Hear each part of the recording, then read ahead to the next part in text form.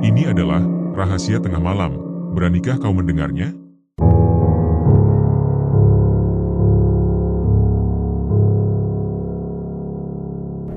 Pada tahun 1966, Rimba Seta dilahirkan sebagai anak tunggal dari pasangan muda yang kaya raya.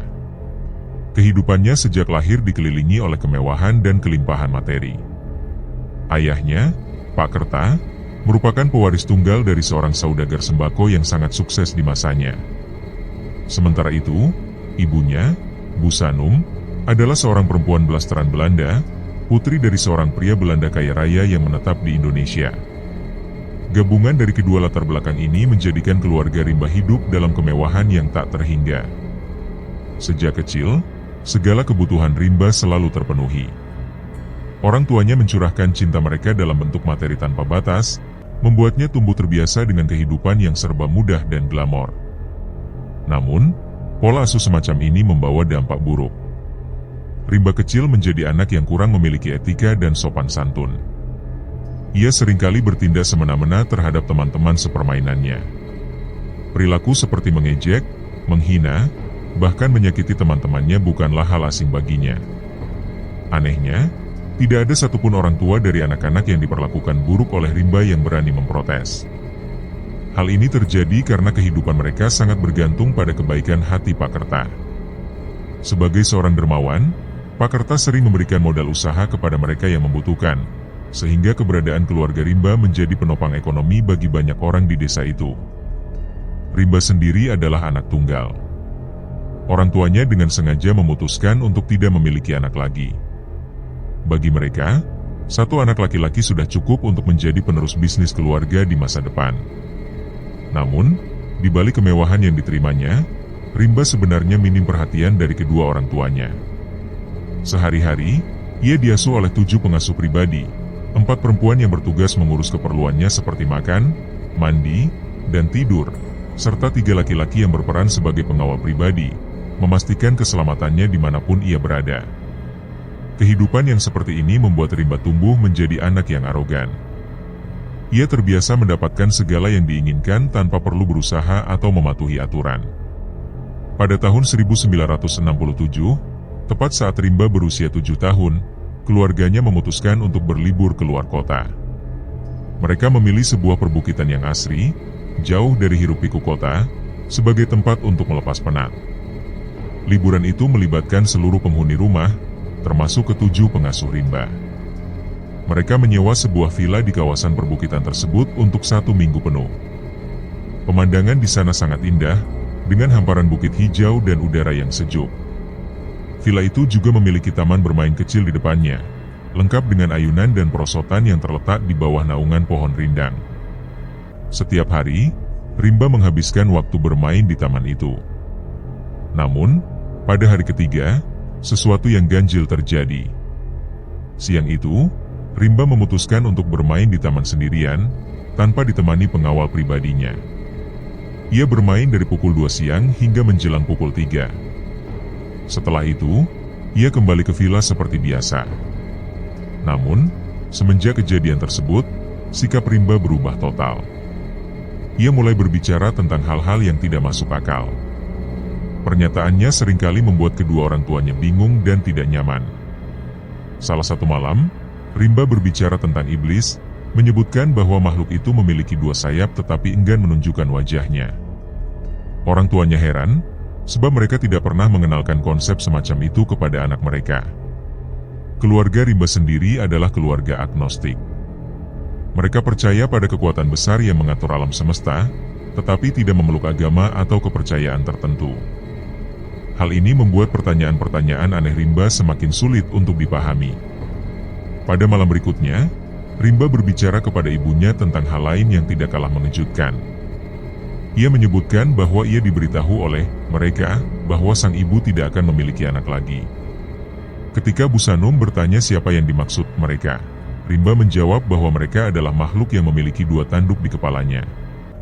Selama sisa waktu di villa, Rimba terus-menerus berbicara tentang hal-hal yang sulit dimengerti oleh orang tuanya. Namun, mereka memilih untuk mengabaikannya, menganggapnya sebagai imajinasi berlebihan seorang anak kecil. Ketika liburan usai, keluarga ini pun kembali ke desa mereka. Setelah kembali ke rumah, kebiasaan baru Rimba mulai terlihat. Ia menjadi sangat gemar bersiul. Bukan sembarang siul, melainkan siulannya terdengar sangat nyaring, bahkan menyerupai siul orang dewasa. Orang tuanya merasa heran, karena di usianya yang baru 7 tahun, Rimba mampu menghasilkan suara seperti itu. Kadang-kadang, siulannya bahkan membentuk nada yang teratur, seolah ia sedang memainkan sebuah lagu. Salah satu pengasuhnya, Bei Inu, pernah mencoba menasihatinya ketika Rimba bersiul tanpa henti saat sedang dimandikan. Sore itu, Bei Inu mengingatkannya bahwa bersiul terlalu sering bukanlah kebiasaan yang baik. Namun, respons Rimba justru di luar dugaan. Ia mengatakan bahwa ia sengaja bersiul untuk memanggil mereka, yang katanya menyukai suara siulannya. Rimba terus bersiul, mengabaikan nasihat pengasuhnya. Lama-kelamaan, bersiul menjadi kebiasaan yang tak terpisahkan dari Rimba. Semua upaya untuk menghentikannya berujung pada kegagalan. Setiap kali dinasihati, ia akan melawan dengan amarah yang meluap-luap, bahkan kadang mengamuk. Kebiasaan ini pun mulai membawa perubahan dalam kehidupan sehari-harinya. Rimba yang sebelumnya senang bermain di luar bersama teman-temannya kini lebih sering mengurung diri di dalam rumah. Ia bahkan menolak bermain bersama ketika teman-temannya diundang khusus oleh orang tuanya. Sebaliknya, ia memilih mengunci dirinya di kamar selama berjam-jam. Perilaku aneh ini berlangsung selama berbulan-bulan. Orang tua Rimba mulai merasa khawatir, tetapi mereka tetap menepi segala desas-desus yang beredar di masyarakat. Beberapa warga percaya bahwa Rimba bukan lagi dirinya, melainkan telah dikuasai oleh sosok lain yang mendiami tubuhnya. Namun, baik Pak Kerta maupun Bu Sanu memilih untuk tidak mempercayai hal tersebut. Kejanggalan lain mulai bermunculan. Para pengasuh Rimba sering melaporkan bahwa mereka melihat lebam berwarna biru di tubuh Rimba setiap pagi, terutama di bagian leher, lengan, dan kaki. Namun, ketika hal ini disampaikan kepada orang tuanya, lebam-lebam tersebut selalu menghilang tanpa jejak sebelum mereka sempat melihatnya sendiri. Pak Kerta bahkan pernah mencoba membangunkan Rimba sendiri untuk memastikan kebenaran laporan para pengasuh, tetapi tidak menemukan apapun yang aneh pada tubuh anaknya. Hal ini membuat Pak Kerta semakin marah, menganggap pengasuh-pengasuhnya menyebarkan kebohongan. Meskipun begitu, para pengasuh tetap merasa ada yang tidak wajar pada diri Rimba. Salah satu dari mereka bersumpah pernah mendengar Rimba bersiul di dalam kamarnya pada tengah malam, sekitar pukul 2 pagi. Ia mendekatkan telinganya ke pintu kamar dan mendengar jelas suara siulan Rimba, disusul oleh cekikikan yang menyerupai tawa kecil. Tawa itu terdengar seperti sedang bercakap-cakap dengan seseorang, meskipun tak ada orang lain di kamar tersebut. Pengasuh itu mencoba membuka pintu, tetapi mendapati pintu terkunci. Merasa ketakutan, ia akhirnya kembali ke kamarnya sendiri tanpa berbuat apa-apa. Pada kesempatan lain, salah satu bodyguard keluarga memergoki Rimba berjalan menuju gerbang depan rumah sendirian pada malam hari. Saat dihentikan, Rimba mengatakan sesuatu yang membuatnya semakin aneh. Ia mengaku ingin pergi ke persimpangan jalan dekat lapangan karena mereka sedang menghadiri sebuah kenduri di sana. Bodyguard itu tidak memahami siapa atau apa yang dimaksud dengan mereka. Khawatir akan keselamatan Rimba, ia segera menggendong anak itu kembali ke kamarnya. Keesokan harinya, suasana rumah keluarga Rimba dikejutkan oleh kedatangan seorang laki-laki parubaya yang tidak dikenal. Ia mengetuk gerbang rumah dengan sikap tenang namun mencurigakan. Salah satu pengasuh, yang kebetulan sedang berada di halaman, segera menghampiri laki-laki tersebut. Perawakannya cukup mencolok, tinggi besar, rambutnya cepat, dan ia mengenakan setelan jas hitam lengkap dengan sepatu pantofel serupa.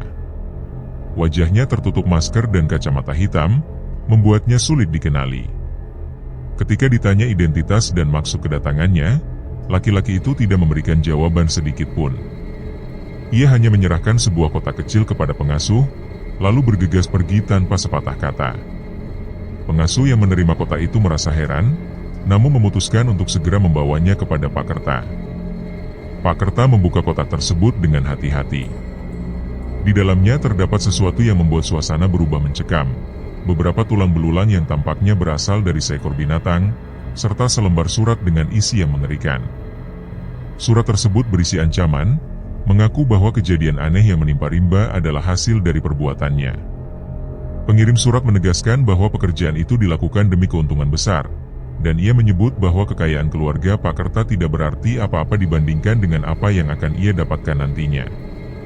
Surat itu diakhiri dengan peringatan bahwa suatu malam, Rimba akan lenyap, dan keluarga Pak Kerta harus bersiap menghadapi hal tersebut. Membaca surat itu, Pak Kerta langsung diliputi kecemasan. Ia memang tidak sepenuhnya memahami apa yang dimaksud dalam surat itu, tetapi satu hal yang jelas, anaknya berada dalam bahaya. Tanpa membuang waktu, ia dan istrinya segera mengambil langkah drastis. Hari itu juga, mereka mengadakan sayembara besar-besaran di seluruh penjuru kota. Siapapun yang berhasil menemukan pria yang diduga menjadi dalang dari ancaman ini akan diberikan imbalan sebesar 1 juta rupiah, yang pada masa itu merupakan jumlah uang yang sangat besar. Tidak hanya itu, sebagai tambahan, mereka juga menawarkan sepetak tanah seluas 90 meter persegi kepada orang yang berhasil menangkap pelaku. Sayembara ini segera mengguncang masyarakat. Hampir seluruh warga desa, bahkan dari desa tetangga, berbondong-bondong mencari sosok pria misterius itu. Banyak yang rela meninggalkan pekerjaan utama mereka demi mengejar imbalan tersebut. Beberapa orang bahkan memanfaatkan jasa dukun untuk membantu melacak keberadaan pelaku. Sementara itu, di rumah, para pengasuh diperintahkan untuk memperketat penjagaan terhadap Rimba. Anak itu tidak diizinkan keluar dari kamarnya, dan setiap aktivitasnya diawasi dengan ketat. Namun, perlakuan seperti ini justru membuat Rimba semakin memberontak. Ia sering mengamuk tanpa sebab, mencakar para pengasuh, menolak makan, bahkan buang air di atas kasur meskipun kamarnya dilengkapi kamar mandi. Puncak kekacauan terjadi ketika suatu siang Rimba menendang wajah salah satu pengasuhnya hingga mata pengasuh itu bengkak parah. Para pengasuh mulai kehilangan kesabaran, merasa bahwa anak itu bukan lagi Rimba yang mereka kenal. Rimba yang dulu, meskipun sering nakal terhadap teman-temannya, tidak pernah bertindak sekejam ini kepada orang-orang yang merawatnya. Namun, semakin parah perilaku Rimba, semakin sedikit perhatian yang diberikan oleh Pak Kerta dan Bu Sanum. Keduanya sibuk dengan bisnis mereka, seolah tidak peduli dengan keadaan anaknya yang semakin tidak terkendali. Suatu hari, seorang warga dari desa tetangga datang bertamu ke rumah keluarga Rimba. Ia mengaku memiliki informasi tentang pria misterius yang dicari. Menurutnya, pria itu sedang bersembunyi di hutan kecil tak jauh dari desa Rimba. Ia menceritakan bahwa malam sebelumnya, saat sedang berjalan di pinggir desa dekat sungai, ia melihat seseorang dengan setelan jas lengkap berjalan mengendap-endap, seolah ketakutan. Karena penasaran, ia mencoba mengikuti pria itu, tetapi kehilangan jejak ketika pria tersebut berlari ke arah hutan. Meski begitu, ia yakin bahwa pria yang dilihatnya adalah pelaku yang sedang dicari. Namun, bukannya menyambut kabar itu dengan positif, Pak Kerta justru merasa tamunya hanya mencari perhatian. Karena orang itu tidak membawa bukti apapun untuk mendukung klaimnya, Pak Kerta dengan tegas menyuruhnya pergi. 3 bulan berlalu sejak sayembara besar-besaran diumumkan, namun tidak satupun warga datang membawa kabar yang benar-benar berarti. Laki-laki misterius yang dicari tetap tidak ditemukan, dan keadaan Rimba serta terus memburuk dari hari ke hari. Tubuhnya semakin lemah, ia sering memuntahkan cairan berwarna kuning kehijauan yang terkadang disertai belatung. Berat badannya turun drastis dalam waktu 4 bulan terakhir, membuat sosoknya yang dulu ceria kini hanya bayangan samar dari kehidupan yang pernah ia miliki. Desas-desus mengenai keanehan yang menimpa Rimba mulai memudar di kalangan masyarakat. Warga yang sempat antusias berburu pelaku demi imbalan besar kembali fokus pada pekerjaan utama mereka. Di sisi lain, para pengasuh yang setiap hari menyaksikan penderitaan Rimba merasa aneh. Mereka tidak pernah melihat kekhawatiran sedikit pun di wajah Pak Kerta dan Bu Sanum, seolah kondisi anak sematawayang mereka hanyalah angin lalu. Rimba kini hampir tidak pernah tidur di malam hari. Kantung matanya menghitam, menambah kesan menyeramkan pada wajahnya yang semakin tirus. Bu Sanum bahkan pernah memerintahkan Bei Inu, salah satu pengasuh yang paling dekat dengan Rimba, untuk memberikan obat tidur agar ia bisa beristirahat. Namun, Bei Inu menolak keras, merasa cara itu tidak manusiawi. Setiap malam, pengamanan di kamar Rimba diperketat. 3 bodyguard tidur di depan kamar dengan beralas tikar, sementara 2 pengasuh tidur di lantai kamar dekat ranjang Rimba. Bei Inu selalu mengambil tempat di sudut ruangan, memastikan dirinya tetap bisa mengawasi anak itu. Namun, malam demi malam yang ia lewati tidak pernah tenang. Seringkali, Bei Inu mendengar suara siul nyaring yang tiba-tiba memenuhi ruangan, meskipun kondisi Rimba sudah sangat lemas hingga berbicara pun sulit. Suara siul itu disertai tawa cekikikan yang terdengar tidak wajar, seperti berasal dari seseorang yang jauh lebih tua. Dalam keadaan tubuh lemah, Rimba kadang berdiri di atas ranjangnya, melompat-lompat dengan riang, lalu berbicara seolah ada seseorang yang sedang ia ajak bicara. Bei Inu dan pengasuh lain hanya bisa terdiam dalam ketakutan. Mereka tidak berani menyapa Rimba atau menghentikan tingkah lakunya yang semakin aneh. Keadaan makin menegangkan ketika suatu malam, Rimba turun dari ranjangnya dengan cara yang tidak masuk akal. Ia merangkak mendekati Bei Inu yang duduk ketakutan di pojok ruangan. Namun, tubuhnya memanjang secara tidak wajar, dengan kedua kakinya tetap berada di atas ranjang sementara badannya mendekat ke arah Bei Inu yang hanya bisa menangis ketakutan. Saat jarak mereka semakin dekat, wajah Rimba berubah drastis. Matanya menjadi hitam pekat, giginya memanjang dan runcing, serta kulitnya tampak sangat pucat. Dengan suara serak yang berat dan menyeramkan, Rimba menyerukan ajakan bermain yang terdengar seperti ejekan, membuat Bei Inu hampir kehilangan kesadarannya. Setelah itu, tanpa peringatan, Rimba kembali ke ranjang dan melompat-lompat dengan semangat, seperti tidak terjadi apa-apa. Namun, malam itu tidak berakhir di sana. Tiba-tiba, Rimba berlari keluar kamar dengan kecepatan yang sulit dipercaya. Bei Inu segera membangunkan para bodyguard untuk mengejarnya, tetapi Rimba sudah hilang dari pandangan. Mereka mencari ke seluruh sudut rumah yang besar dengan banyak ruangan, namun tidak juga menemukan keberadaannya. Akhirnya, para bodyguard menyerah dan berkumpul di ruang tengah dengan nafas terengah-engah. Mereka tidak berani membangunkan Pak Kerta, takut akan kemarahannya jika waktu istirahatnya terganggu. Sementara itu, Bei Inu dan seorang pengasuh lain kembali ke kamar Rimba untuk mengambil sesuatu.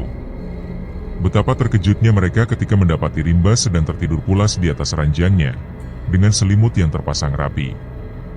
Kejadian malam itu menjadi misteri yang tidak terpecahkan. Semua pengasuh kembali ke tempat tidur masing-masing dengan perasaan lega yang aneh. Namun, pagi itu membawa akhir yang tidak terduga. Ketika pagi menjelang, para pengasuh mulai menjalankan tugas harian mereka. Para bodyguard sudah kembali berjaga di halaman depan rumah. Tidak ada yang menemani Rimba di kamarnya, karena semua mengira ia masih tertidur lelap seperti malam sebelumnya. Namun, siapa sangka, pagi itu menjadi pagi terakhir Rimba terlihat hidup. Pagi itu, sekitar pukul 7, seperti biasa Bei Inu bersiap untuk membangunkan Rimba agar segera minum susu. Namun, kali ini ia mendapati hal yang tak biasa. Rimba tidak terlihat di atas ranjangnya. Bei Inu segera memanggil pengasuh lain dan para bodyguard untuk mencari ke seluruh penjuru rumah. Mereka bahkan memeriksa setiap sudut lingkungan sekitar, tetapi Rimba tetap tidak ditemukan. Dengan rasa cemas yang tak tertahankan, para pengasuh segera melaporkan hal ini kepada orang tua Rimba. Pak Kerta dan Bu Sanum, yang saat itu masih terlelap di kamar, tampak terkejut ketika diberitahu bahwa anak sematawayang mereka hilang. Namun, sikap mereka justru memancing keheranan. Bukannya turut serta mencari atau menunjukkan kepanikan, mereka hanya menyuruh para pengasuh melanjutkan pencarian di sekitar rumah dan meminta warga desa untuk turut membantu. Di luar, suasana menjadi riuh. Para warga desa berbondong-bondong secara sukarela ikut mencari keberadaan Rimba. Mereka menyisir setiap jalan, ladang, dan sungai, bahkan hingga ke desa seberang. Sementara itu, di dalam rumah, Pak Kerta dan Bu Sanum justru terlihat duduk santai di ruang tamu. Mereka menikmati secangkir kopi seolah-olah tidak ada hal genting yang sedang terjadi. Hari berlalu dengan pencarian yang melelahkan, namun Rimba tetap tidak ditemukan. Para pengasuh akhirnya pulang dengan wajah lesu. Namun, alangkah terkejutnya mereka saat mendapati Pak Kerta dan Bu Sanum sedang membersihkan area dapur. Keduanya tampak sibuk mengelap kompor dan menyapu lantai. Bei Inu, yang merasa heran, memberanikan diri bertanya mengapa kedua majikannya mengerjakan tugas tersebut. Biasanya, pekerjaan itu sepenuhnya dilakukan oleh para pengasuh. Namun, jawaban yang diterimanya membuat suasana semakin janggal. Pak Kerta dengan santai mengatakan bahwa mereka hanya ingin membantu karena para pengasuh pasti lelah setelah seharian mencari rimba. Ketika ditanya apakah perlu melapor ke polisi, baik Pak Kerta maupun Bu Sanum menolak keras. Mereka justru meminta para pengasuh untuk kembali bekerja seperti biasa, seolah tidak terjadi apa-apa. Bahkan, ketika B. Inuk mencoba melanjutkan pembicaraan, ia dibentak dengan suara tinggi oleh Pak Kerta, memaksanya untuk patuh tanpa banyak bertanya. Saat B.I. Inuk kembali ke dapur untuk menyiapkan makan malam, sebuah detail mencuri perhatiannya. Ia menemukan sepotong kain kecil berwarna biru terselip di kompor. Ketika diperhatikan dengan seksama, kain itu tampak seperti bagian dari pakaian yang terakhir dikenakan oleh Rimba. B.I. Inuk segera menunjukkan temuannya kepada pengasuh lain. Namun, rasa takut akan amarah Pak Kerta membuat mereka memilih untuk tidak membahas hal tersebut lebih lanjut malam itu. Keesokan harinya, salah satu bodyguard rumah turun ke gudang bawah tanah untuk mengambil alat dan cairan pembasmi rumput. Awalnya, semuanya terlihat biasa saja. Namun, saat ia semakin masuk ke dalam gudang, hidungnya menangkap aroma anyir yang menyengat, seperti bau darah.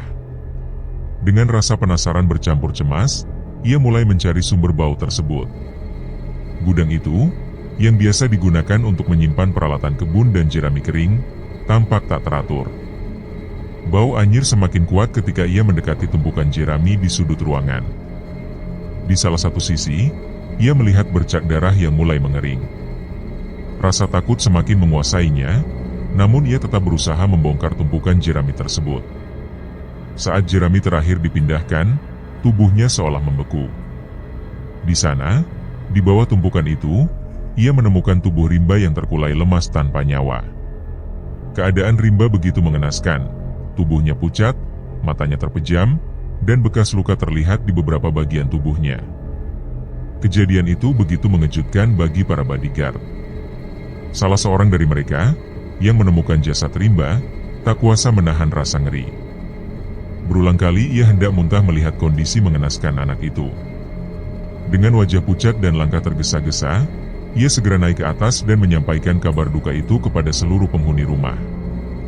Para pengasuh yang mendengar berita itu langsung terperanjat. Bahkan, Pak Kerta dan Bu Sanum, orang tua Rimba, tampak terpukul dan hanya bisa memerintahkan agar mayat anak mereka segera dikuburkan. Kabar tersebut menyebar dengan cepat ke seluruh penjuru desa. Para tetangga berbondong-bondong datang untuk melayat. Walaupun keluarga Pak Kerta dikenal tidak memiliki kepercayaan agama tertentu, warga sekitar menyarankan agar Rimba dimakamkan secara Islam, dan mereka pun mengikuti saran itu. Para warga turut merasakan kepedihan yang dialami oleh Pak Kerta dan Bu Sanum. Rimba adalah anak sematawayang mereka, satu-satunya kebanggaan yang kini telah tiada. Namun, setelah pemakaman selesai, muncul berbagai kejanggalan yang dirasakan oleh para bodyguard dan pengasuh di rumah itu. Tidak ada yang tahu pasti penyebab kematian Rimba. Apakah ia dibunuh? Dan jika iya, siapa pelakunya? Pertanyaan-pertanyaan itu terus berputar di benak mereka. Berbagai kecurigaan pun mulai bermunculan. Sebagian warga menduga bahwa kematian Rimba ada kaitannya dengan orang tua dan para pengasuhnya. Sebagian lagi percaya bahwa Rimba tewas akibat gangguan arwah yang telah lama bersemayam di tubuhnya. Desas-desus itu terus berkembang, seolah-olah kematian Rimba meninggalkan misteri yang tak kunjung terpecahkan. Ada warga yang berspekulasi bahwa Rimba dibunuh oleh kedua orang tuanya. Sebagian lagi mencurigai para pengasuh, karena konon kabarnya, para pengasuh sering dibuat kesal oleh kenakalan Rimba yang kerap kali di luar batas kewajaran. Namun, di sisi lain, ada juga yang percaya bahwa kematian Rimba adalah sesuatu yang mistis, di mana arwah-arwah jahat telah mengambilnya. Di tengah kabar yang terus beredar liar, Pak Kerta dan Bu Sanum memilih untuk bungkam. Sejak hari itu, mereka menutup diri dari dunia luar. Rumah mereka yang besar dan megah kini seakan menjadi tempat yang tak berpenghuni. Pintu dan jendela tertutup rapat, bahkan bisnis toko sembako milik mereka dihentikan sepenuhnya. Warga hanya bisa berbisik-bisik penuh tanda tanya, terutama karena kekayaan keluarga itu seolah tak pernah habis meskipun usaha mereka berhenti total. Hingga akhirnya, setahun kemudian, pada tahun 1968, ketenangan keluarga Pak Kerta terusik.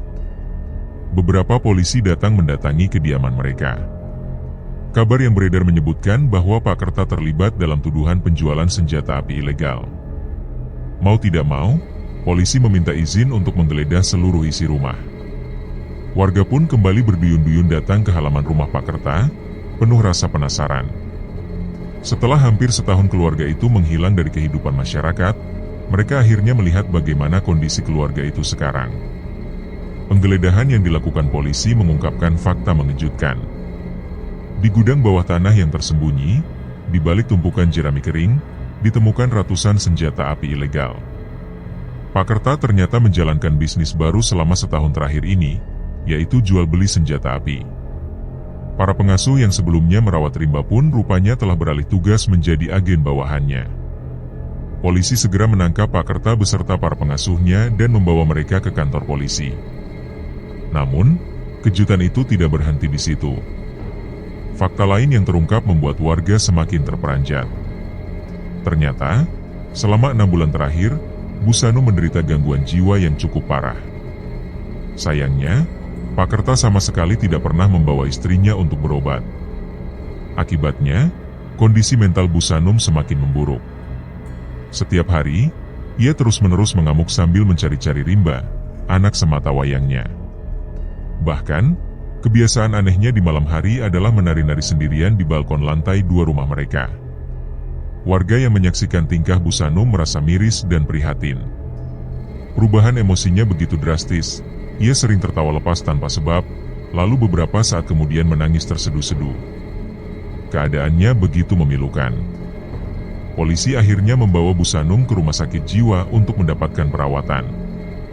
Di kantor polisi, Pak Kerta dimintai keterangan secara mendalam terkait kasus jual beli senjata api ilegal yang menjeratnya.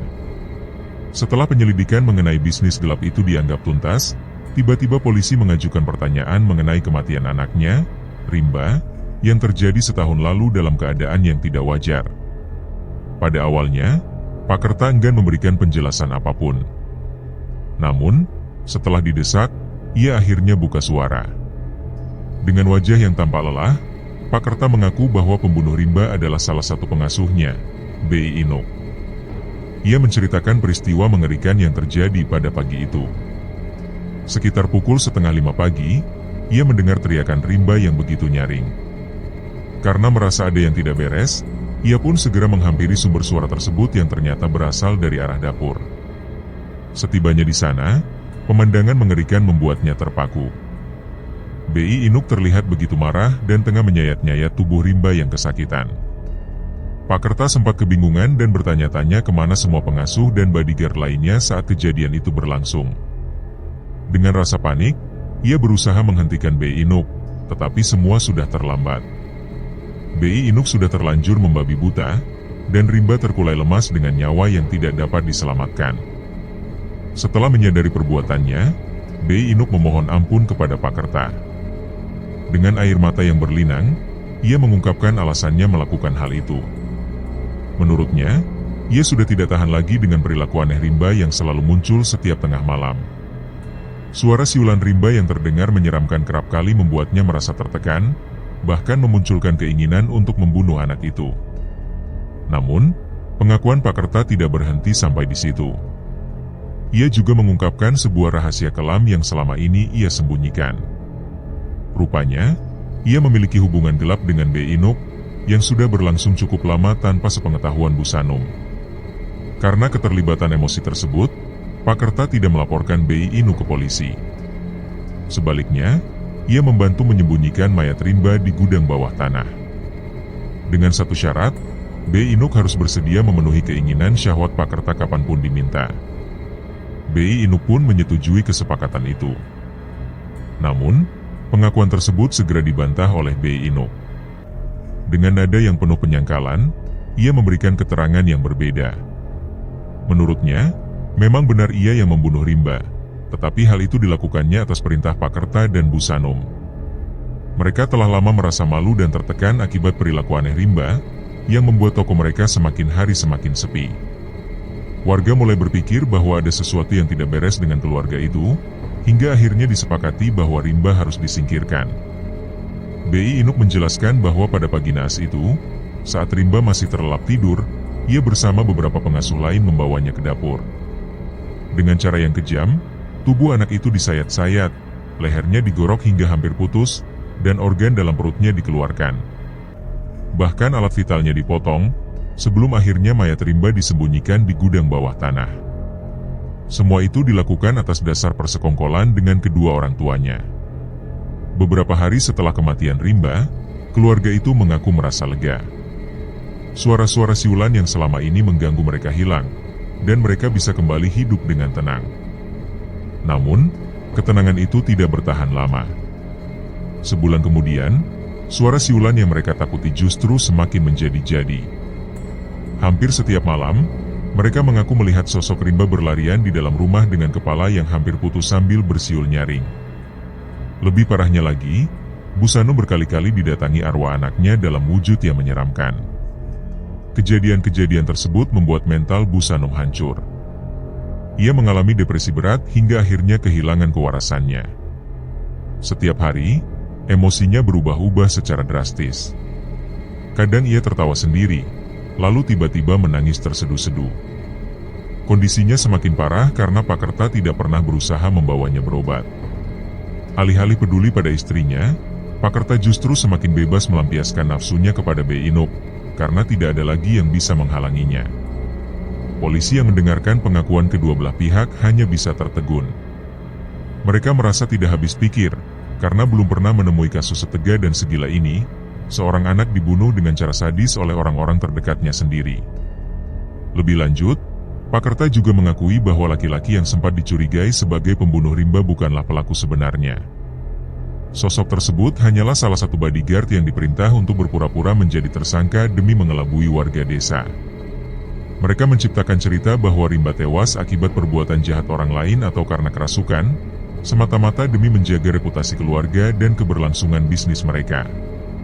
Semua pengakuan itu mengungkapkan betapa kelamnya kehidupan keluarga Pak Kerta. Demi menjaga nama baik dan kekayaan yang diwariskan turun-temurun, mereka rela melakukan tindakan sekeji itu. Namun pada akhirnya, semua kebohongan itu terungkap, dan misteri kematian Rimba menemui titik terang. Kejahatan yang selama ini tersembunyi kini harus dibayar dengan hukuman setimpal.